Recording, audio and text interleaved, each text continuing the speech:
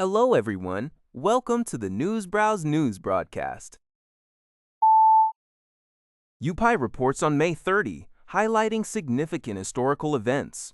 A prominent entry for this date is the 2024 conviction of former President Donald Trump on all 34 felony counts in his New York hush money trial involving Stormy Daniels. Notably, after winning the 2024 presidential election, Trump was subsequently sentenced to an unconditional discharge in January 2025. Other notable historical events on May 30 include Joan of Arc being burned at the stake in 1431, the Pennsylvania Evening Post becoming the first daily newspaper in the U.S. in 1783, the first major Memorial Day observance in 1868, the dedication of the Lincoln Memorial in 1922, the establishment of Everglades National Park in 1934, and the launch of the Mariner 9 probe to Mars in 1971 by Aid Back Time. Al Jazeera reports that Rwanda's new nuclear cooperation agreement with Russia, signed on May 19 at the Nuclear Energy Innovation Summit in Kigali, signifies a deeper shift in Africa's geopolitical balance. While the deal appears technical, focusing on nuclear medicine, science, and training, it enables Rwanda to advance its ambitions in technology, healthcare, and diplomacy. Russian State Nuclear Agency, Rosatom, is key to this push, as Moscow expands its influence by promoting non-interference, resonating with African leaders frustrated by perceived Western inconsistency.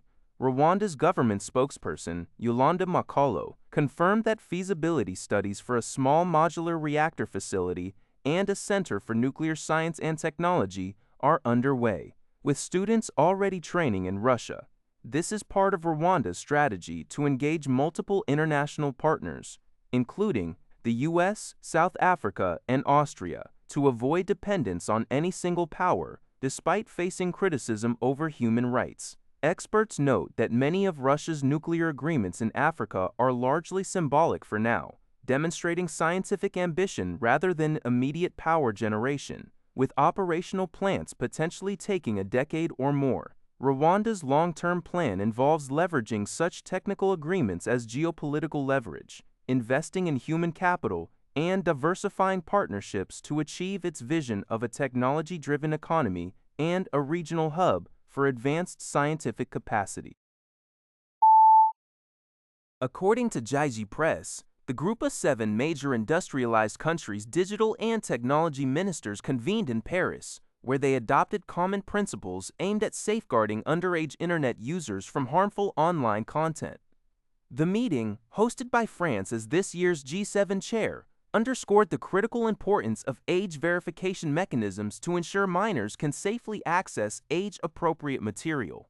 Furthermore, the principles emphasize preventing the misuse of artificial intelligence to create and disseminate non-consensual sexual images.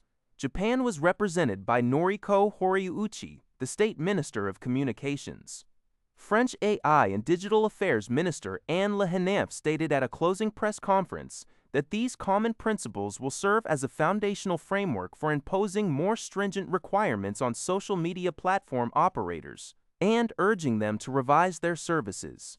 The G7, comprising Britain, Canada, France, Germany, Italy, Japan, the United States, and the European Union, jointly supports these 7 principles, which are designed to protect minors' physical, mental, and cognitive well-being and development.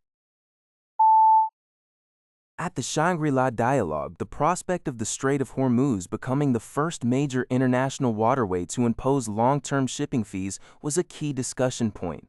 Lieni Saobao reports. Qatar's Deputy Prime Minister Saud expressed strong opposition to Oman's proposed long-term fee mechanism, warning against setting a precedent that other straits might follow, which could destabilize global maritime order. He emphasized that long-term fees would ultimately impact consumers.